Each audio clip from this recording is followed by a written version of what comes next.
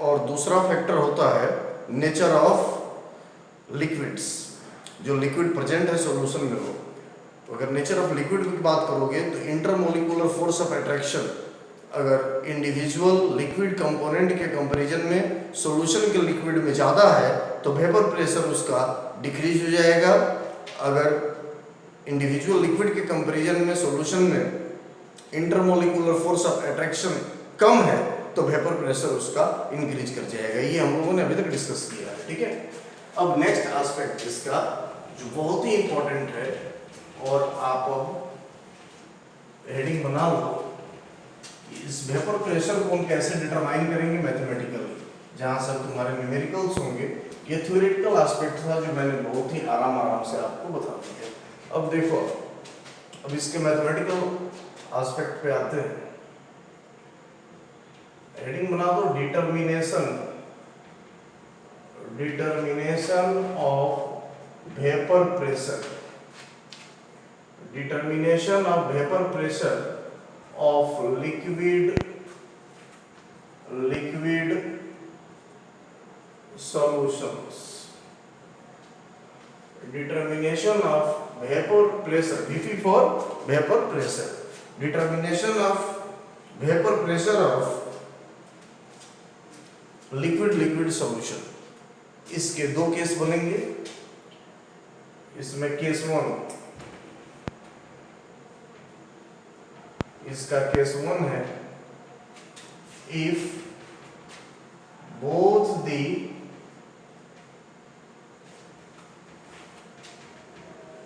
Liquids are volatile, यदि दोनों liquid क्या हो, वोलाटाइल हो। वोलाटाइल का मतलब वेपर बनाने वाले हो, ठीक है। दोनों लिक्विड वोलाटाइल अगर हो तब क्या होगा, ठीक है। इस केस में तो देखो लिक्विड सॉल्यूशन में कितना वेपर प्रेशर होगा इसको मैथमेटिकली मेजर किया जाता है, ठीक है। और इसमें दो केस बनेगा। If both the liquids are volatile, अगर दोनों लिक्विड, पहले केस में हम लोग पढ़ रहे हैं वोलाटाइल है तब, तो ऐसे केस में क्या होगा, सॉल्यूशन का वेपर प्रेशर कैसे दिया जाएगा बताओ। ऐसे केस में अगर दोनों लिक्विड वोलाटाइल है यानी दोनों लिक्विड वेपर प्रेशर बनाएंगे, ठीक है, तो सॉल्यूशन का वेपर प्रेशर दोनों लिक्विड के वेपर प्रेशर के इक्वल होगा। सॉल्यूशन का वेपर प्रेशर किसके इक्वल होगा, दोनों लिक्विड के वेपर प्रेशर के इक्वल होगा। यानी वेपर प्रेशर ऑफ सॉल्यूशन, ठीक है, जो वेपर प्रेशर सॉल्यूशन का होगा उसमें दोनों लिक्विड का कंट्रीब्यूशन होगा, यानी जो दोनों लिक्विड तुम मिलाकर बनाए हो सॉल्यूशन। क्लियर हो गया। और ऐसे केस में आप याद रखना, लिख लो in this case both the liquids form vapor pressure. In this case both the liquids form vapor pressure. दोनों लिक्विड क्या बनाते हैं, वेपर प्रेशर बनाते हैं। ओके, नेक्स्ट क्वेश्चन नहीं, नेक्स्ट पॉइंट लिखोगे मैथमेटिकली, लिख लो मैथमेटिकली। मैंने पहले भी कहा है कॉपी पेन लेकर नोट्स बनाओ, क्लास की तरह पढ़ा रहे हैं, ठीक है। लिखो नेक्स्ट में mathematically the vapour pressure of such solutions, mathematically the vapour pressure of such solutions is given by Rawls law, is given by Rawls law. ऐसे सॉल्यूशन के केस में वेपर प्रेशर रॉल्स लॉ के द्वारा दिया जाता है। Rawls law, heading बना दो नीचे में, रॉल्स लॉ। ऐसे सॉल्यूशन के केस में वेपर प्रेशर कैसे दोगे, Rawls law. Very important for your examination point of view. इससे न्यूमेरिकल भी बनेंगे रॉल्स लॉ से, और थ्योरेटिकल क्वेश्चन भी आता है रॉल्स लॉ से 12th में। क्लियर हो गया। Rawls law,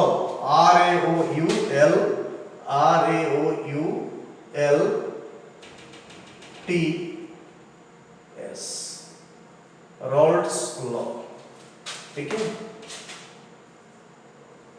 Rawls law. Clear हो गया, लिख लिए। स्टेटमेंट लिखो जल्दी रॉल्स लॉ का। लिखोगे the partial vapour pressure, the partial vapour pressure of each component of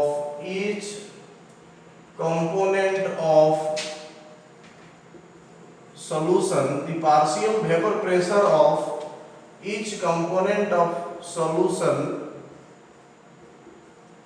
is, the partial vapor pressure of each component of solution is directly proportional to, is directly proportional to the mole fraction of that component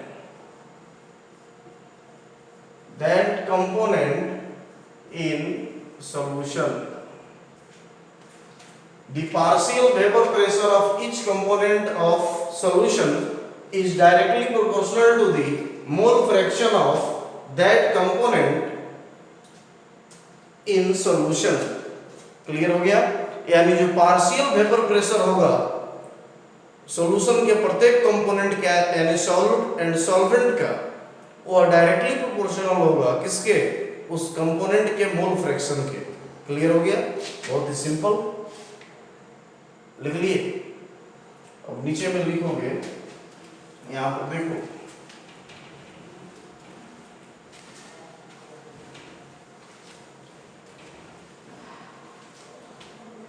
यहाँ solvent plus solute giving rise to solution.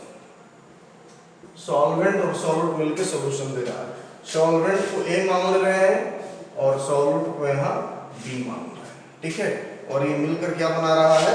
Solution बना रहा है। Clear? Solvent को ए और solute को मान लिए B. Clear हो गया? हो गया? अब देखो यहाँ let X A mole fraction of A, X B mole fraction of B, X A mole fraction of A, X B mole fraction of B. Clear हो गया? P A partial vapour pressure, partial VP यानी vapour pressure of component A. Component A क्या माने? वो solvent, याद रखना, ठीक है? PB partial vapour pressure of B. Clear हो गया? लिख लिया आप लोगों ने? अब देखो यहां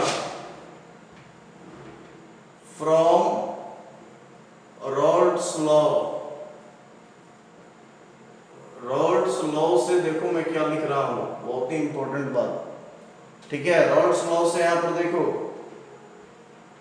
पीए यानी पार्शियल वेपर प्रेशर ऑफ ए, ये डायरेक्टली प्रोपोर्शनल होता है एक्सए के, ठीक है? तो पीए इक्वल टू, यहां देखो प्रोपोर्शनलिटी का साइन हटाओगे तो यहाँ एक कांस्टेंट आता है, इसका नाम होता है P not A into x A. क्या आएगा ये? P not A. ऐसे ही P B directly proportional to X B, यानी partial vapour pressure of component B यानी solute directly proportional to mole fraction of solute. Clear हो गया? और पी बी इक्वल टू, यहाँ भी प्रोपोर्शनलिटी का साइन हटाओगे तो क्या हो जाएगा तुम्हारे पास? P not B into x B. देखो वेरी इंपॉर्टेंट, इसको इक्वेशन नंबर 1 और इसको कर दो इक्वेशन नंबर 2। क्लियर हो गया? अब देखो यहां से नोटेशन याद रखना, जो भी नोटेशन होगा नोटेशन याद रखना। अब देखो यहां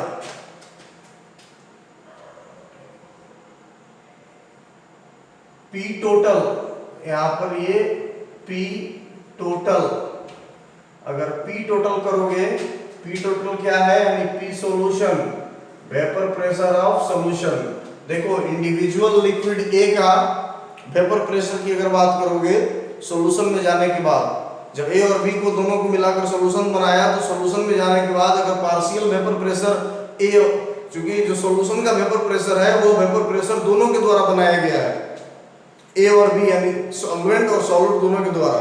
तो हम अगर इंडिविजुअल की बात करेंगे सॉल्यूशन में इंडिविजुअल की बात करेंगे तो पार्शियल टर्म का यूज करेंगे, ठीक है, यानी partial vapour pressure of A in solution A directly proportional to x है, यानी मोल फ्रैक्शन ऑफ ए। अब देखो आप सॉल्यूशन का vapour pressure P total equal to P solution. अब P टोटल की बात करोगे या P सॉल्यूशन की तो P total equal to PA plus PB। Solution का वेपर प्रेशर वही होगा जो PA और PB का वेपर प्रेशर होगा, दोनों के द्वारा वेपर प्रेशर बनाया जाएगा। क्लियर हो गया? यही P टोटल होगा।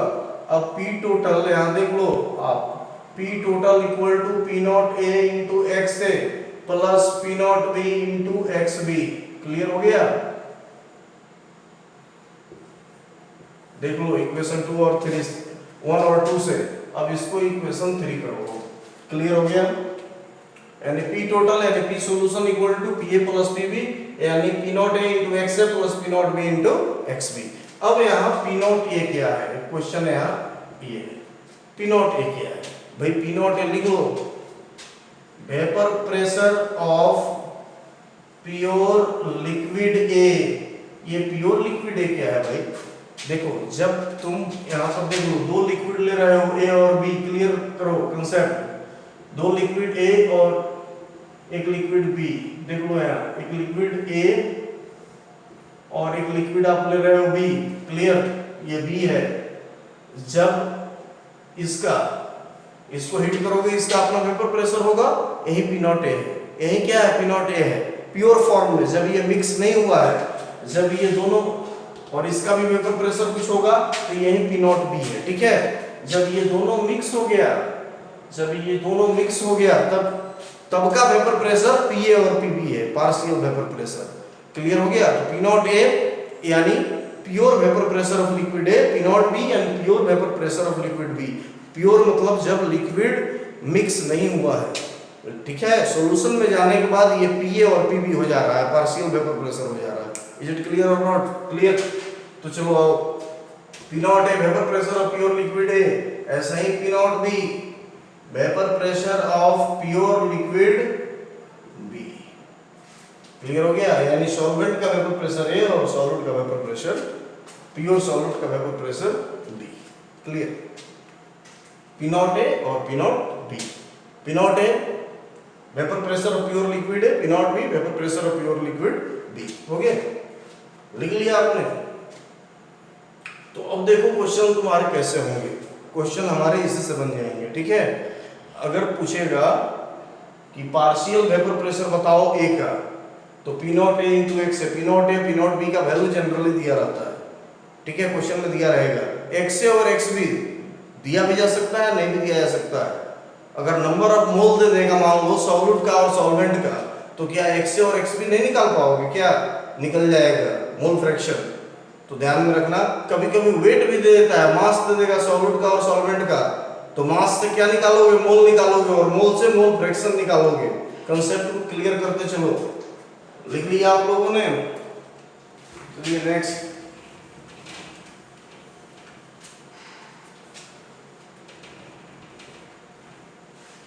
अब यहाँ पे थोड़ा इसको देखो, x A plus x B equal to 1 होता है। जानते हो मोल फ्रैक्शन का सम 1 होता है, जितने भी कंपोनेंट होंगे सबका सम मोल फ्रैक्शन का 1 होगा। तो एक्स ए इक्वल टू क्या होगा बाबू? 1 माइनस एक्स बी हो जाएगा। क्लियर हो गया?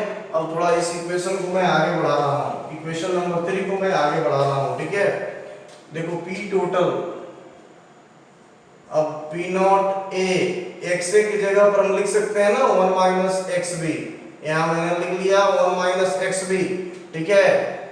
देखो यहाँ P not B into x B. Clear? अब इसको ब्रैकेट को हटाओ, इसको, ठीक है, इस ब्रैकेट को अब हटा दो, ब्रैकेट को हटा दो, मल्टीप्लाई करके तो P not A minus P not A into x B plus P not B into x B. Clear हो गया। अब यहाँ देखो P not A into x B और यहाँ है P not B into x B. यहाँ से एक्स बी को कॉमन ले लो, यहाँ पी नॉट ए, देखो यहाँ पी नॉट ए। क्लियर हो गया, ठीक है। यहाँ पी नॉट ए और यहाँ कॉमन ले लो आप plus x B. X B को आपने कॉमन ले लिया प्लस एक्स बी को, ठीक है। तो यहाँ हो जाएगा P not B minus P not ए। देख लो इस टर्म में एक्स बी को कॉमन ले लेंगे तो P not A plus x B into P not B minus P not A और यही हो जाएगा पी टोटल। P total. अब देखो आप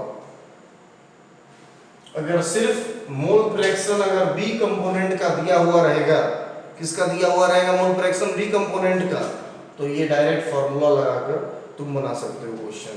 ये फॉर्मूला नंबर 4। क्लियर हो गया, फॉर्मूला नंबर 4। अब देखो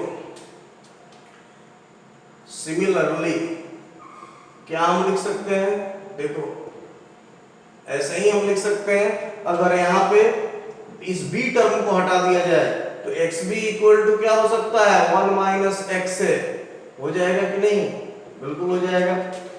अगर यहाँ से xb को रिप्लेस करोगे तब क्या हो जाएगा, तब हो जाएगा यहाँ याद रखना p total equal to p not b plus x A into P not A minus P not B. देख लो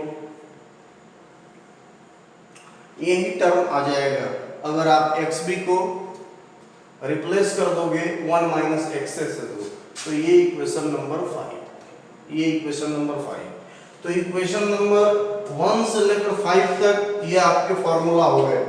इक्वेशन 1 to 5 ये फॉर्मूला हो गया, इसको आपको हर हाल में याद रखना है।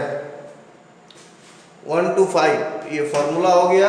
अगर एक्स ए का वैल्यू सिर्फ दिया रहेगा, एक्स ए का वैल्यू मोल फ्रैक्शन ऑफ ए दिया रहेगा तो इस फॉर्मूला से पी टोटल यानी सॉल्यूशन का वेपर प्रेशर निकल जाएगा। ये पी टोटल वेपर प्रेशर है सॉल्यूशन का, ठीक है।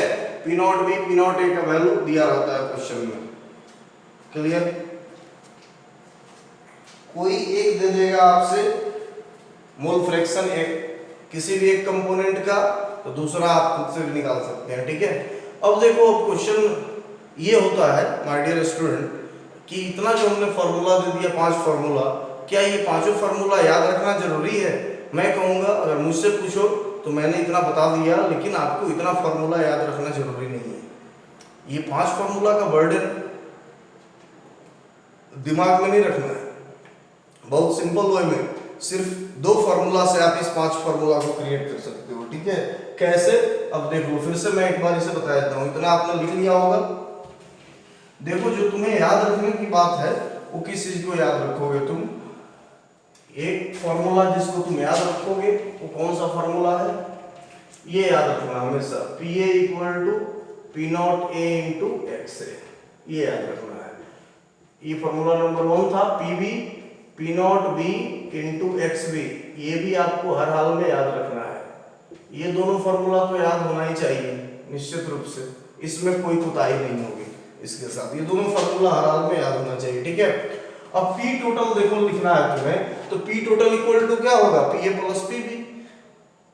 PA प्लस PB, अगर ये फार्मूला याद है तो यहाँ देख लो P total PA plus PB, ये ऐसे ही याद हो जाएगा तुम्हें। क्लियर? इसके बाद तुम्हें इसको एक्सपेंड करना है तो PA इक्वल टू क्या होगा? P not A into x है, ये तुम्हें पहले से याद है, और PB equal to P not B into x भी, ये भी याद हो गया। अगर किसी भी XA और XB में किसी भी एक का वैल्यू दिया रहेगा, मान लो तुम्हें वैल्यू दे दिया है XA का, XB का वैल्यू नहीं मालूम है, कोई दिक्कत नहीं है, तो XB इक्वल टू क्या होगा? 1 माइनस XA हो जाएगा। तो यहाँ वैल्यू पुट करके आंसर लगा दोगे। तो इस फॉर्मूला को चाहो तो अपने आप एक्सपेंड तुम कर सकते हो। अगर मान लो XB का वैल्यू दिया हुआ है तो XA इक्वल टू क्या हो जाएगा? 1 माइनस XB। अब क्या करोगे तुम? 1 माइनस XB होगा, XB का वैल्यू दिया है, XA नहीं दिया है, तो XA equal to 1 minus XB। अब देखो अब पी टोटल, ये तीनों फॉर्मूला तुम्हें याद है, ओवरऑल में याद रखना है 1 2 3, ठीक है। तुम्हारा नोट्स बन गया, ये लिखो मत, बात समझो कि कैसे अप्लाई करोगे कंसेप्ट को।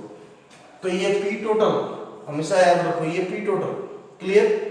अब ये पी टोटल है तो पी नॉट ए, तुम्हारे पास एक्स ए का वैल्यू नहीं दिया है, एक्स बी का दिया है, तो एक्स ए इक्वल टू क्या होता है 1 माइनस एक्स बी कर दिए, और यहाँ P not B into x B, clear हो गया। अब इसको एक्सपेंड करोगे तो वही फॉर्मूला नंबर 4 आ जाएगा, आसानी से यहाँ वैल्यू पुट करोगे आंसर हो गया। तो 4 याद करने की जरूरत नहीं। अगर मान लो तुम्हें, देखो अगर तुम्हें एक्स से नहीं दिया है या एक्स भी नहीं दिया है, एक्स से दे दिया है, एक्स भी नहीं दिया है, एक्स से दिया है, तो एक्स बी इक्वल टू क्या होता है 1 माइनस एक्स से। अब इसको एक्सपेंड करोगे तो फॉर्मूला नंबर 5 आ जाएगा। तो फॉर्मूला 4 और 5 याद करने का कोई नीड नहीं है, याद है तो एक स्टेप तुम्हारा बच जाएगा, तुम डायरेक्ट लिख दोगे। नहीं याद है don't take tension, just go through concept, concept सीख लो, फार्मूला अपने आप बनते रहते हैं। लेकिन बेसिक फार्मूला सब याद होना चाहिए, 1 2 3 में कोई कोताही नहीं होनी चाहिए, ये याद होनी चाहिए, क्वेश्चन बन जाएगा। क्लियर हो गया यहाँ पे, ठीक है।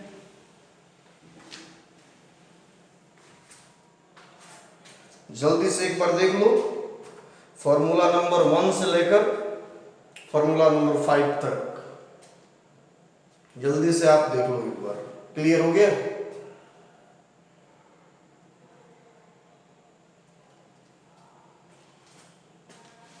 क्लियर? अब हमें ग्राफ देखना है, ये ग्राफ एनसीईआरटी में दिया हुआ है, graph of vapour pressure versus, क्या लिखे हैं वीपी, यानी vapour pressure versus VS4 versus mole fraction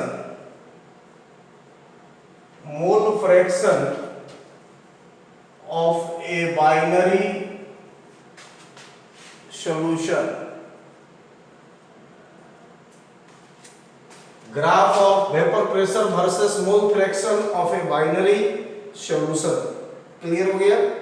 binary solution में हमें ग्राफ खींचना है mole fraction versus vapour pressure का। अब देखो आप, ये यहां से हमने बताया है पी टोटल यानी पी सॉल्यूशन, यही पी सॉल्यूशन है जो पी टोटल है।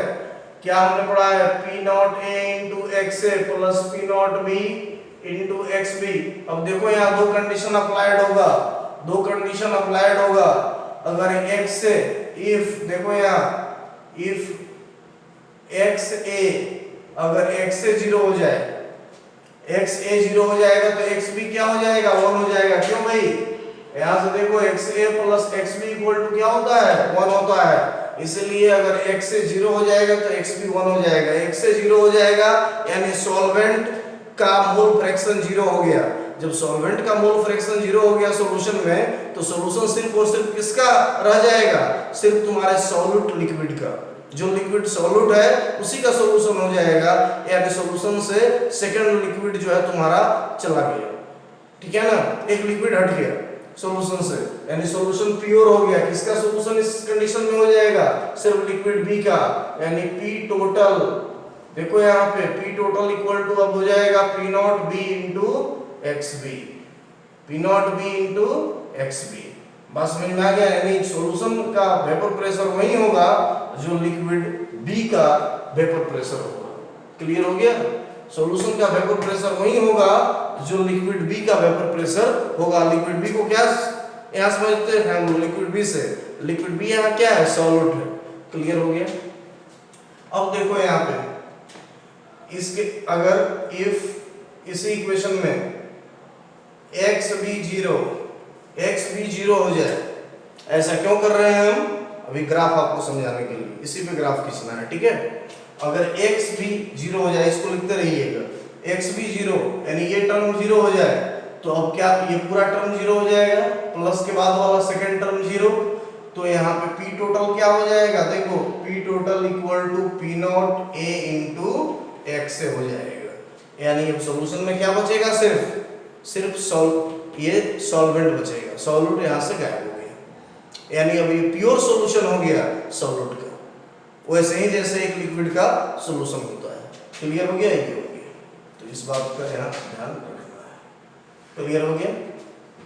या इस केस में लिख लिया आप लोगों ने?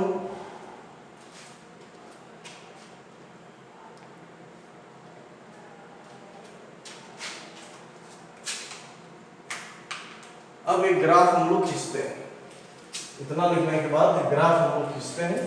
इस ग्राफ को आप आसानी से समझ लेना। अब आपको समझ में आ जाएगा ग्राफ। देखो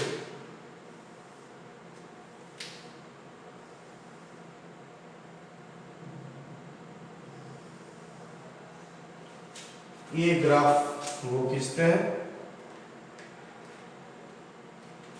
यहाँ पे देखो, अगर यहाँ x से 0 हो जाए और x भी क्या हो जाएगा, यहाँ 1। इस यहाँ पे देखो, यहाँ x से 0, x भी क्या हो जाएगा, 1 हो जाएगा। ठीक है, तो इस जगह पर कहीं मान लो यहाँ ये लिक्विड क्या हो जाएगा, सिर्फ और सिर्फ प्योर लिक्विड B होगा। ठीक है, अगर यहाँ पे देख लो x B 0 और x से क्या हो जाए, 1 हो जाए। ठीक है, तो यहाँ पे सिर्फ और सिर्फ कौन बचेगा, pure liquid A, P not A। Clear हो गया? अभी हमने समझाया था आपको। अब इसको जरा देखो, इस लाइन को मिलाओ।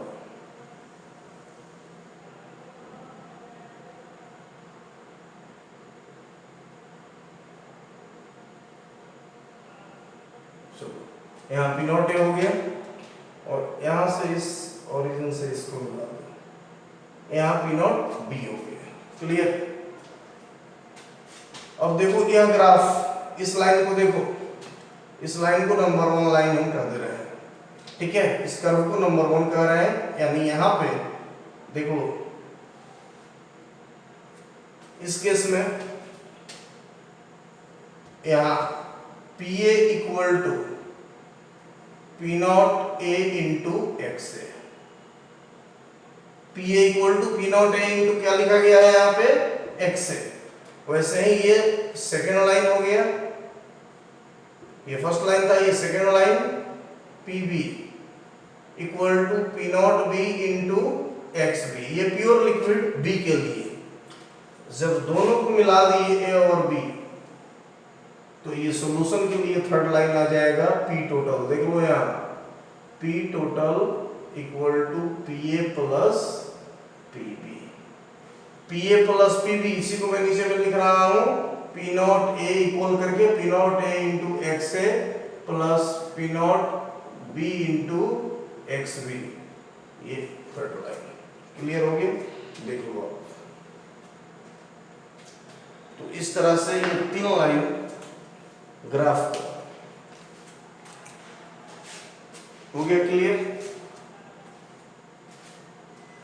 इस पर हमने वेपर प्रेशर को रख दिया है और इधर हमने रख दिया है मोल फ्रैक्शन, यानी x। क्लियर हो गया? बोलो ग्राफ क्लियर? ठीक है,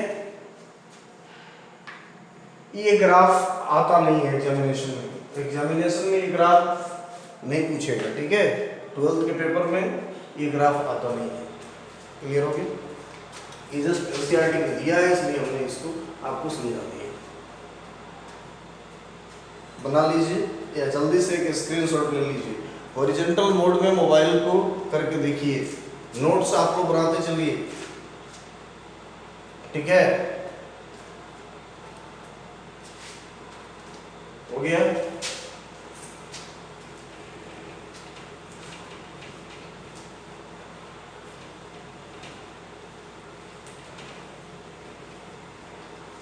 अब देखो, हेडिंग बनाओ स्टार देकर, डिटरमिनेशन ऑफ, देखो हेडिंग बना दो, डिटरमिनेशन ऑफ कंपोजिशन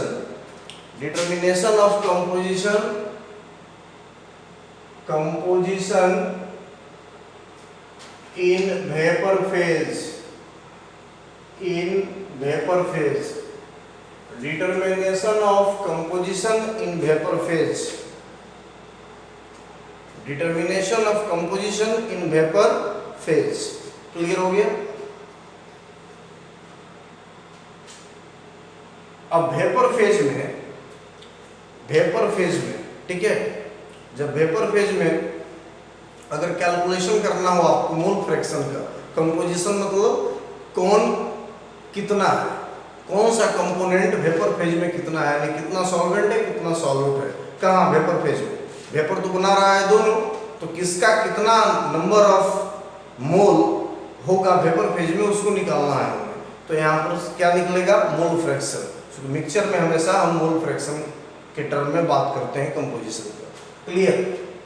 तो यहाँ पर let Y A, liquid phase में हम मानते थे एक्स है, यहाँ मानेंगे Y A equal to mole fraction of Y A equal to mole fraction of solvent A. Solvent को क्या मान रहे थे? A. Y B mole fraction of solute B, कहाँ? In vapour phase. देखो हम स्पष्ट लिख रहे हैं, in vapour phase, in vapour phase लिखो।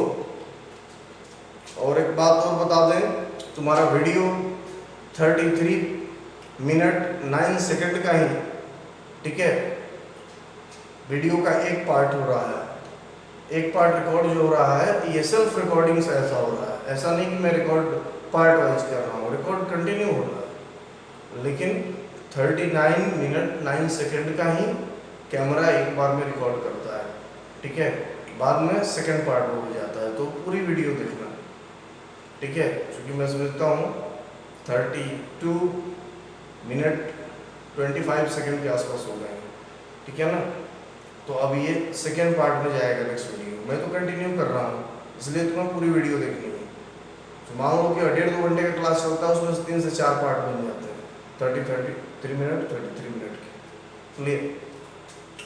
तो ये है y A mole fraction of solvent A in vapour phase. Vapour phase में हम लोग कंपोजिशन कैलकुलेट कर रहे हैं कि वेपर फेज में कितना मोल फ्रैक्शन किस कंपोनेंट का होगा, ये हमें निकालना है। क्लियर?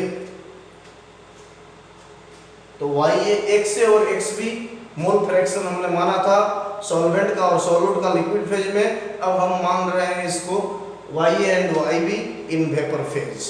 क्लियर हो गया?